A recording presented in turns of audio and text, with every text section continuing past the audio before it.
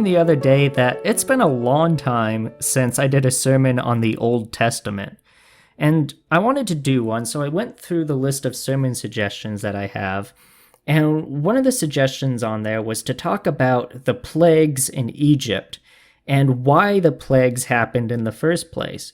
And since it's pretty complicated to explain why the plagues happened and all the different plagues that there were and the aftermath from it, I decided that it would be easier and kind of fun to just kind of do a whole series on the life of Moses. And so that's what we're going to be doing over the next few weeks, is talking about Moses and who he was, his involvement with the plagues in Egypt, and kind of what took place after the plagues happened.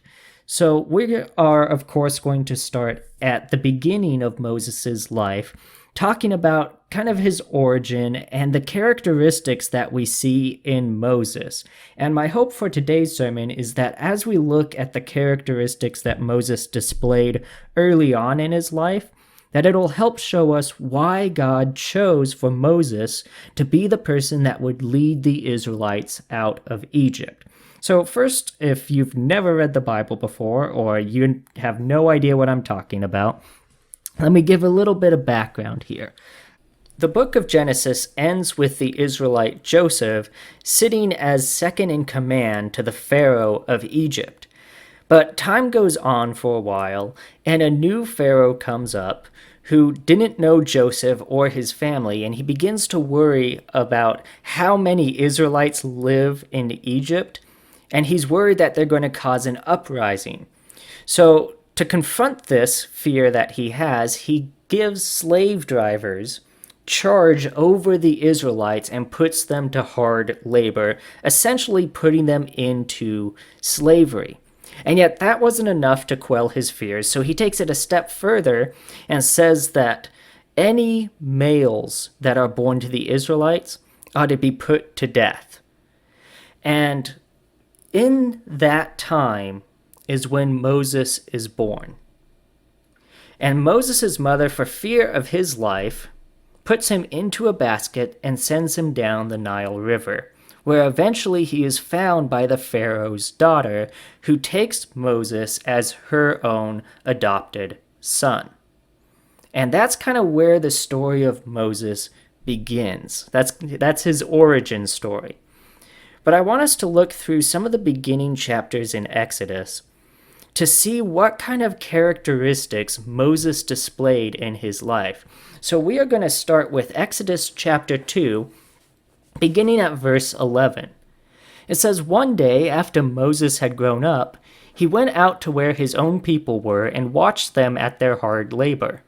He saw an Egyptian beating a Hebrew, one of his own people. Looking this way and that and seeing no one, he killed the Egyptian and hid him in the sand. The next day he went out and saw two Hebrews fighting. He asked the one in the wrong, 'Why are you hitting your fellow Hebrew?' The man said, 'Who made you ruler and judge over us? Are you thinking of killing me as you killed the Egyptian?' Then Moses was afraid and thought, 'What I did must have become known.'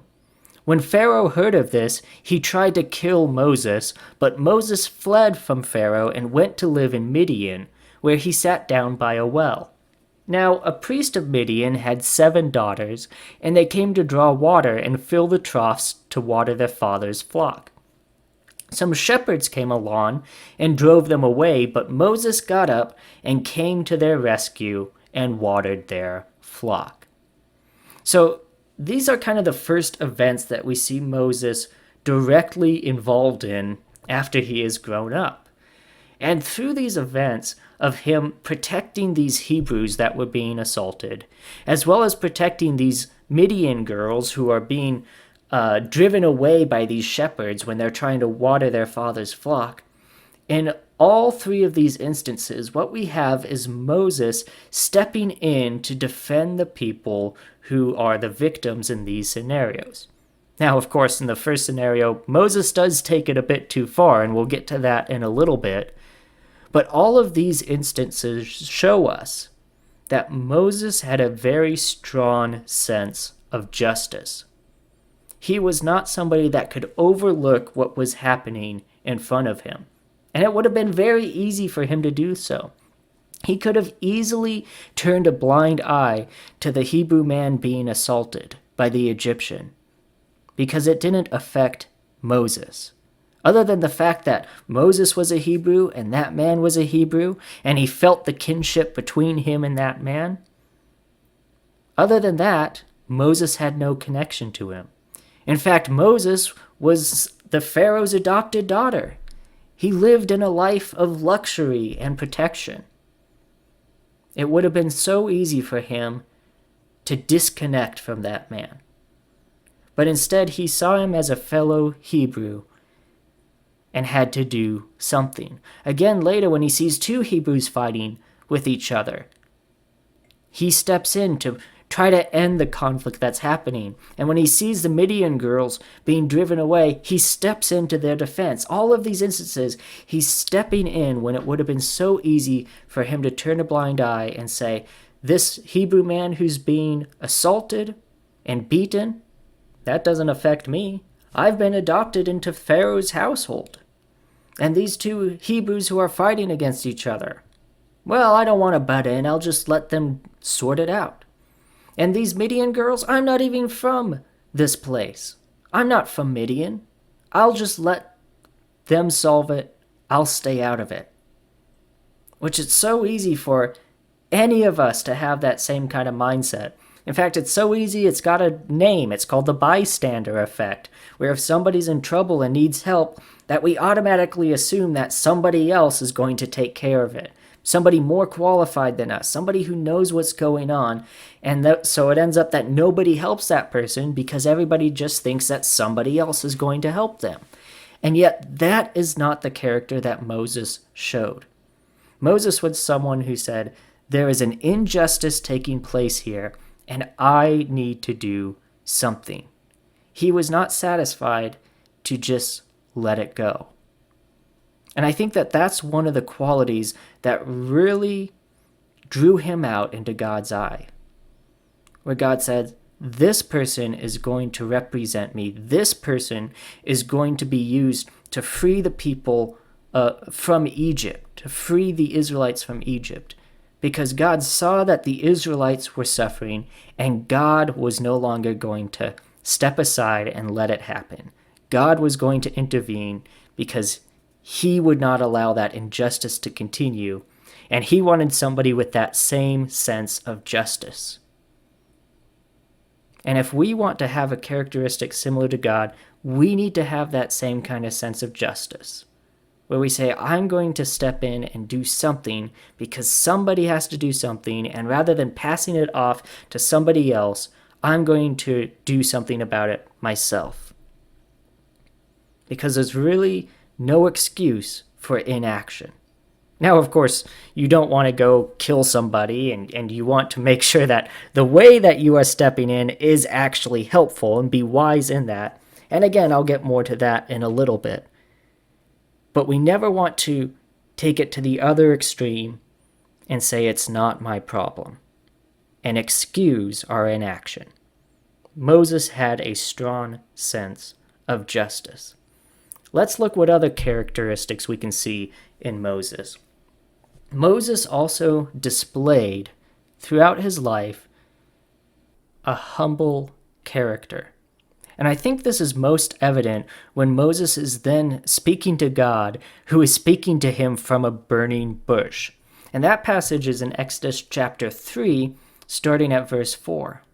It says, when the Lord saw that Moses had gone over to look at the burning bush, God called to him from within the bush, Moses, Moses. And Moses said, here I am. Do not come any closer, God said. Take off your sandals, for the place where you are standing is holy ground. Then he said, I am the God of your father, the God of Abraham, the God of Isaac, and the God of Jacob. At this, Moses hid his face because he was afraid to look at God. The Lord said, I have indeed seen the misery of my people in Egypt. I have heard them crying out because of their slave drivers, and I am concerned about their suffering.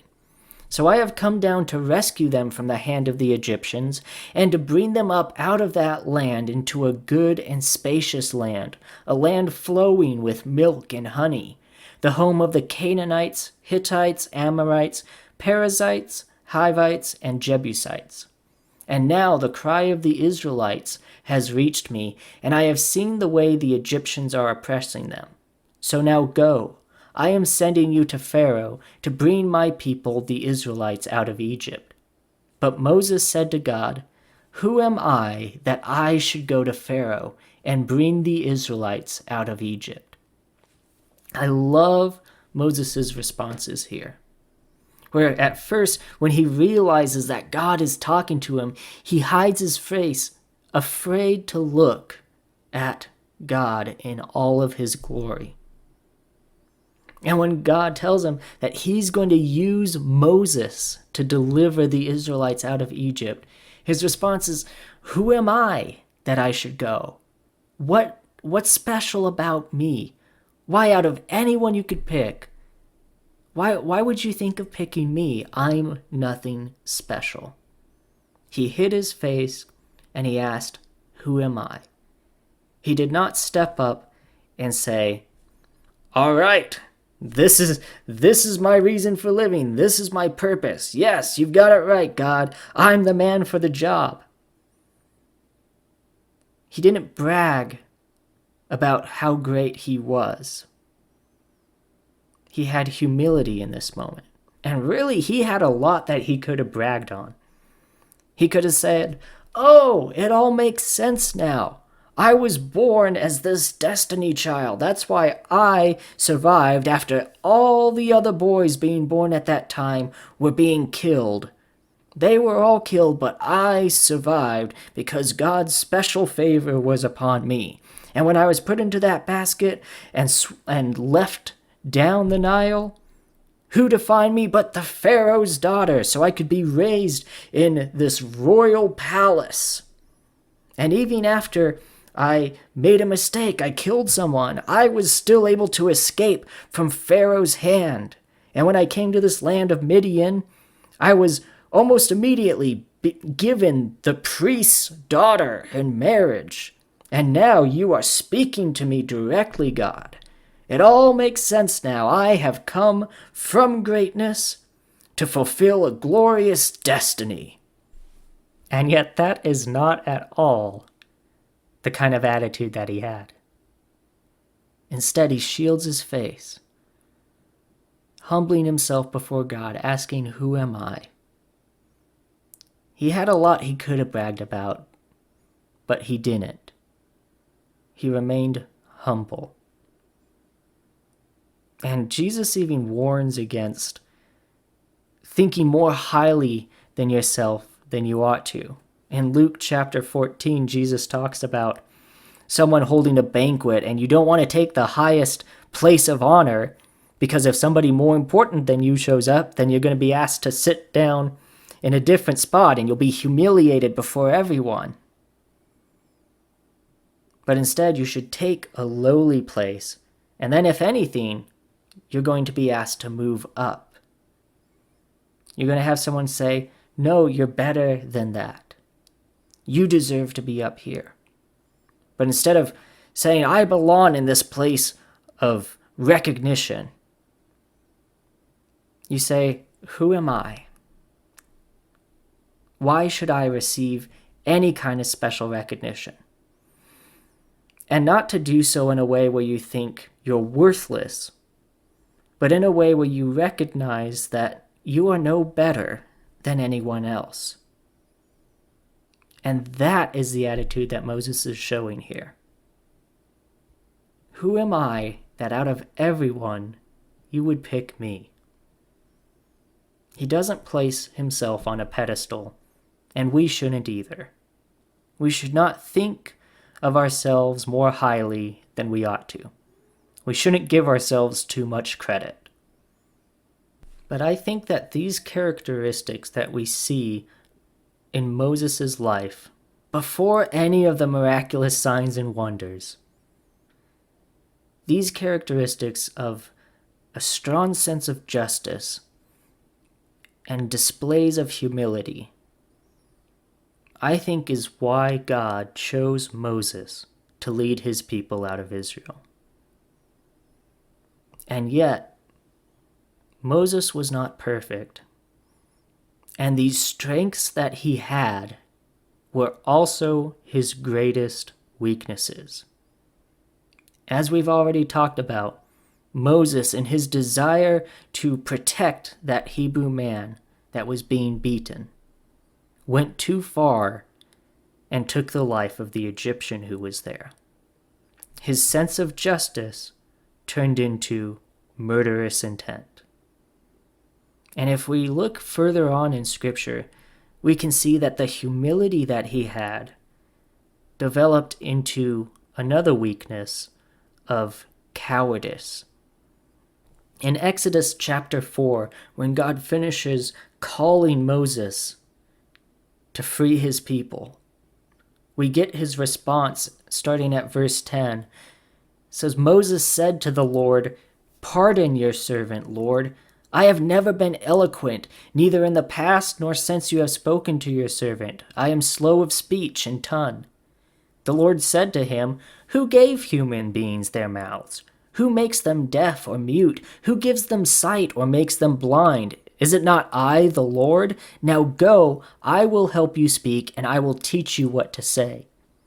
But Moses said, "Pardon your servant, Lord. Please send someone else." Then the Lord's anger burned against Moses. Moses had let his humility develop too far the wrong direction, to a place where he had no self-esteem. He thought too little of himself, and even when God was calling him into greatness, Moses asked him to pick someone else. God, you've got it wrong. Please don't pick me. Please don't send me. I'm worthless. I can't do this. Instead of trusting God to see him through it. His justice turned to murder, his humility to cowardice. And that doesn't mean that the justice and humility that he had were bad. They were gifts that God had given to him that he would use for wondrous things. But Moses took the gifts that God had given to him, and in times of weakness, he misused those gifts. And I think that's true for all of us.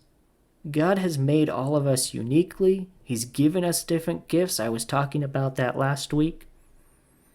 And God desires that we put those gifts to work for his kingdom. But if we aren't careful in letting God guide us in those gifts, then it's possible that those greatest gifts that we have can become our greatest hindrances and actually become a danger to ourselves and those around us. Some of the most useful things can be the most dangerous. Think of a really, really big knife. Knives are very useful. Doing any kind of cooking would be very difficult if you didn't have knives. But even though knives can be useful tools, they can also be dangerous weapons, if not in the right hands. And so the gifts that God has given to us, we want to make sure that we aren't letting those gifts run away with us. That the characteristics that God has given to us, that we keep them in a tight rein, not through our own power, but by, again, giving those things back to God and letting him direct us in how we can use those things. And if we do that, then just as God was able to use Moses, God will be able to use us as well. And Moses is one of those huge names in the Bible. Right up there with Abraham and Joseph and Paul, there's Moses, the father of Israel.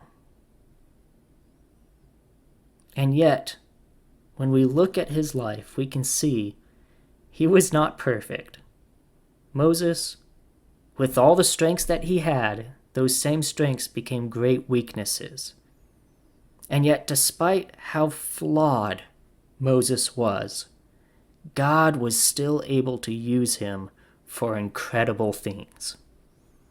And that's the message that I want us to see from the beginning of Moses' life. That even though he was flawed, God was still able to use him. You don't have to be perfect to be used by God. God isn't waiting for you to sort out all of your life on your own so that he can then use you for miraculous things. God is saying, come to me broken. I will help put you back together. I will lead you through this process into a place far greater down the road than where you are now. You don't have to be perfect for God to use you. In fact, if that was the case, God wouldn't use anyone because none of us are perfect. We are all flawed. But just like Moses, he was flawed, God used him. The same applies to us. We are all flawed. But all God asks is that we are obedient to his call on our life. And as long as we obey him, he will do wondrous things through us. And until next time, that has been another Sermon in the Pocket. I hope that you enjoyed the first part of this series and that you'll come back and enjoy the rest of it with me. As always, if you have any comments or questions about things I've talked about, feel free to contact me. You can do so either through the Sermon in the Pocket Facebook page, or you can email me directly at sermoninthepocket@gmail.com. And I encourage you to share this message with friends and family to help get the message out there. But until next time, thank you for taking the time to listen, and I pray that God will bless you as you go throughout your day.